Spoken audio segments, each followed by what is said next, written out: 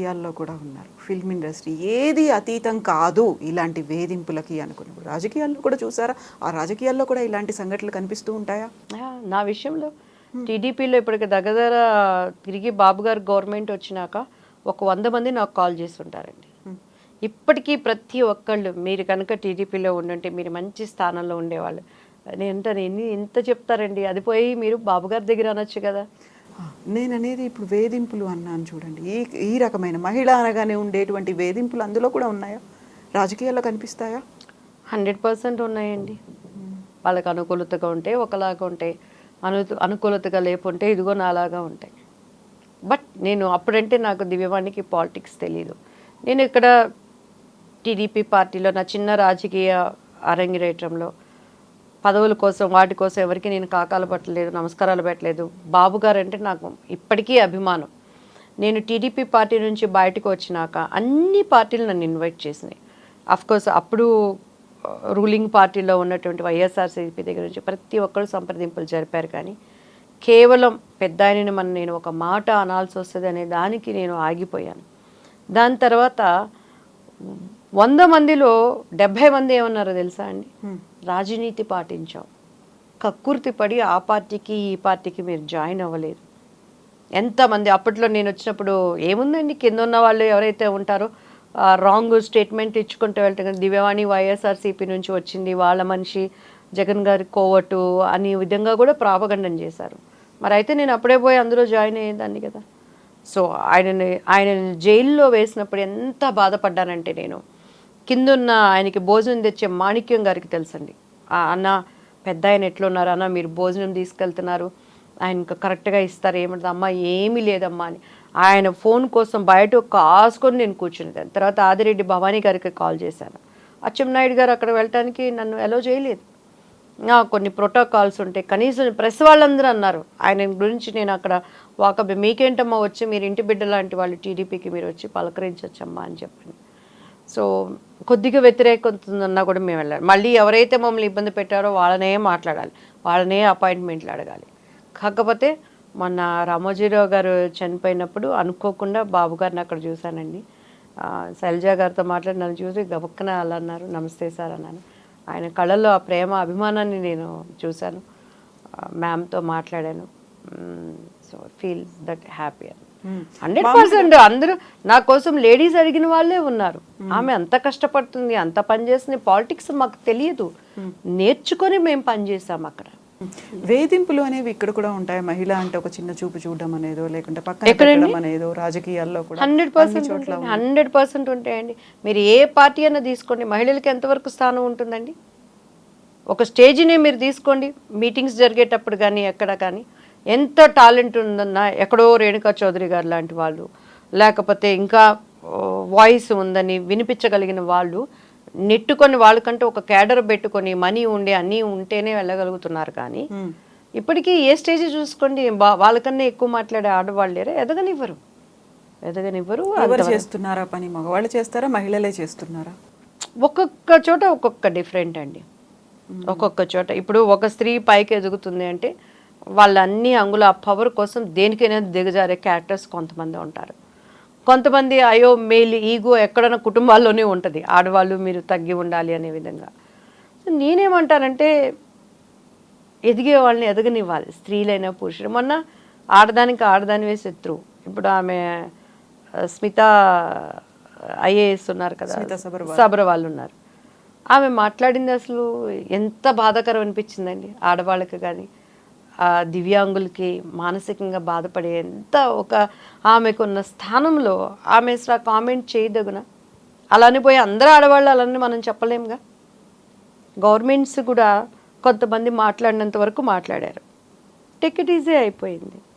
కానీ ఆ పెయిన్ అనుభవించే వాళ్ళకి, ఈరోజు కార్లో వెళ్తున్నాం, ఇవాళ మార్నింగ్ చూసాం, ఏదో సడన్గా ఒక యాక్సిడెంట్ అయిపోయింది, 4 స్పాట్ డెడ్ అయిపోయారు. సపోజ్ అటువంటి యాక్సిడెంట్లో నీ కాలో నీ చెయ్యపోతే, నువ్వు పుట్టడం అందంగా అన్నీ పుట్టినా ఆన్ ద స్పాట్ నువ్వు కూడా దివ్యాంగులువేగా అవుతావు కదా. అందుకని నువ్వేం సాధించలేని దానివా, నువ్వేం చేయలేని దానివా? సో రిజర్వేషన్స్లో మాకు ఇట్లా కావాలి అట్లా కాదు, సభ్యతగా మీరు మాట్లాడండి. అసలు అటువంటి వాళ్ళని ఎంకరేజ్ చేయాల్సిన బాధ్యత మనది. ఎంతమంది నాకు వాళ్ళు కాల్ చేసి అమ్మ మీరు రండి, అక్క మీరు పార్టీ తరపున మీరు మాట్లాడండి, మీ వాయిస్ కూడా వినిపించండి అని అంటే, అసలు మా వాయిస్ వినిపిద్దామంటే కాంగ్రెస్లో చేరినాక ఇంతవరకు ముఖ్యమంత్రినే నేను కలవలేకపోయాను. 1000 మంది ద్వారా వెళ్ళాను నేను.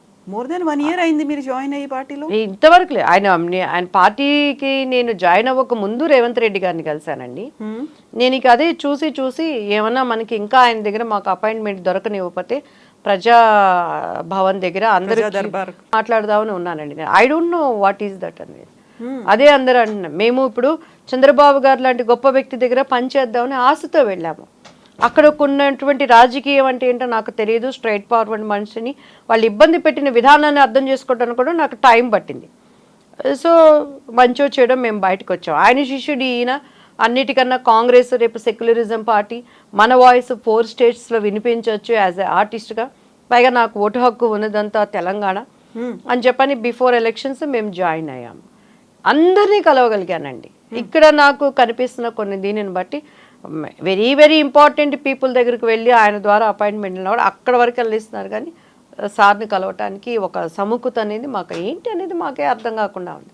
మేము రాహుల్ గాంధీ ప్రధానమంత్రి అవ్వాలి, కాంగ్రెస్ పార్టీ మంచి పార్టీ, అక్కడ చాలా మనకి ఎంకరేజ్మెంట్ ఉంటుందని వస్తే కొంతమంది లేడీస్ ఏమో అమ్మో మళ్ళీ దివ్యవాణి వచ్చింది ఈమె వాయిస్కి మాకెక్కడ పోటీ అవుతుందని కొన్ని ఏడుపు మొహాలు, కొంతమంది ఏమో అసలు ఈమెకి ఏమన్నా చిన్న పోస్ట్ ఇచ్చినా కూడా మాట్లాడేస్తుంది అనేది కొంత.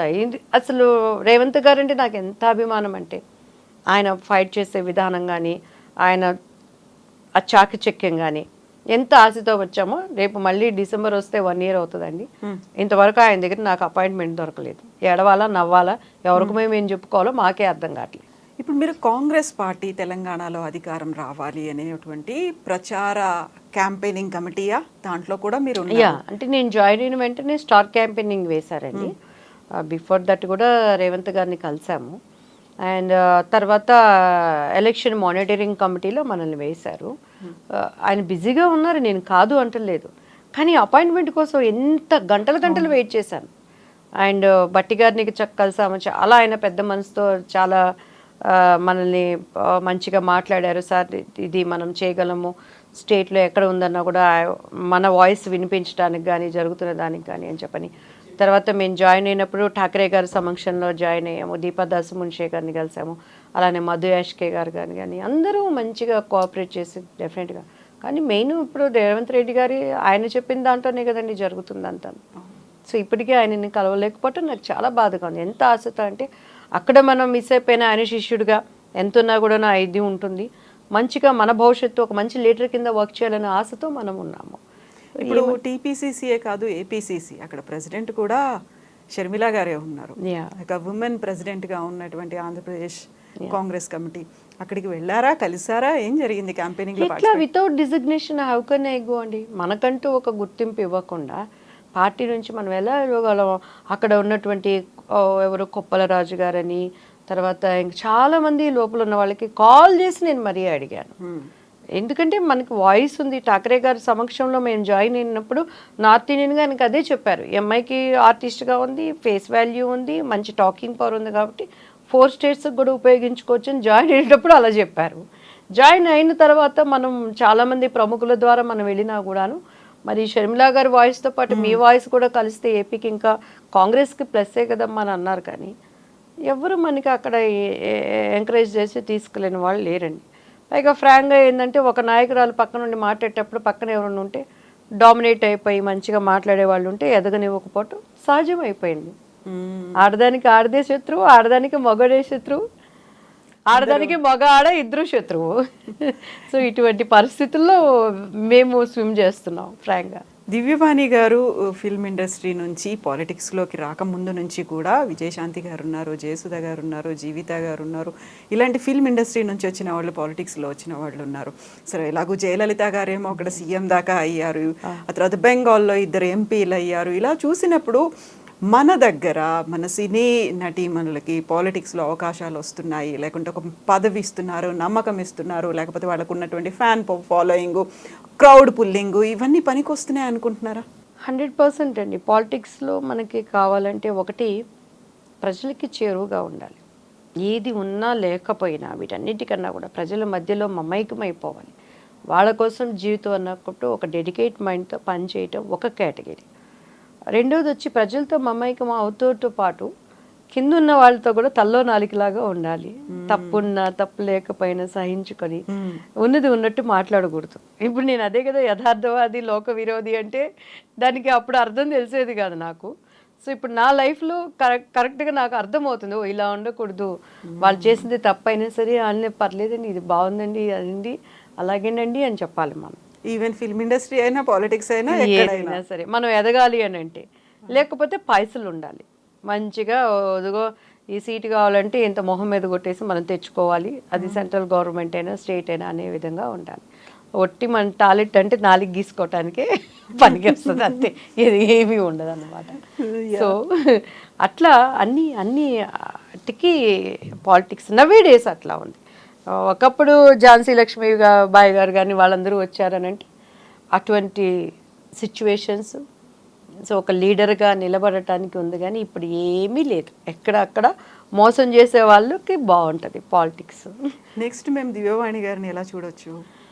ఫిల్మ్స్లో కావచ్చు, పాలిటిక్స్లో కావచ్చు. యా 100% అండి. ఇప్పుడు సినిమా ఇండస్ట్రీ కూడా నవే డేస్ మేము వెళ్ళి మా స్థాయికి పోయి దిగజార్చుకొని క్యారెక్టర్స్ ఆడుకోలేము. అండ్ రెండోది వచ్చి కాంప్రమైజ్ అసలు అవ్వలేము. ఇప్పుడున్న జనరేషన్ చాలా భయంకరంగా ఉంది. వయసు వావి వరుసలు ఏమీ లేవు, అన్నీ మనకి కళ్ళతో తెలిసినా కూడా. సో మేమే ఓన్ ప్రొడక్షన్ చేయడానికి వీఆర్ ప్లానింగ్ అండి. నాకు మంచిగా నాలో ఉన్న ఒక ఆర్టిస్టిక్ నాకు తగ్గట్టు ఒక మంచి క్యారెక్టర్స్ చేసి చనిపోయేలోపు పెళ్లి పుస్తకంతో పాటు ఇంకా ఒక మంచి క్యారెక్టర్గా కానీ లేదు మన మెయిన్ నా బేస్గా కూడా చేయాలనే ఒక ఆలోచనతో ఉంది. నాకు మంచి ఒక కుటుంబ సన్నిహితమైన టీంని దేవుడు నాకు ఇచ్చాడు. వీఆర్ మంచి గుడ్ ఫ్రెండ్స్ ఉన్నారు. సో వాళ్ళతో సైమల్టేనియస్గా సినీ ఇండస్ట్రీలో చేయాలనేది ఒక ఆశ. ఒక్కసారి ఏముందండి, ఒక సినిమా సక్సెస్ కొట్టిందంటే మళ్ళీ అందరూ ట్రాక్లో పడుతుంది. సో ఆ ఆపర్చునిటీ కోసం ఐఎమ్ వెయిటింగ్ అనమాట.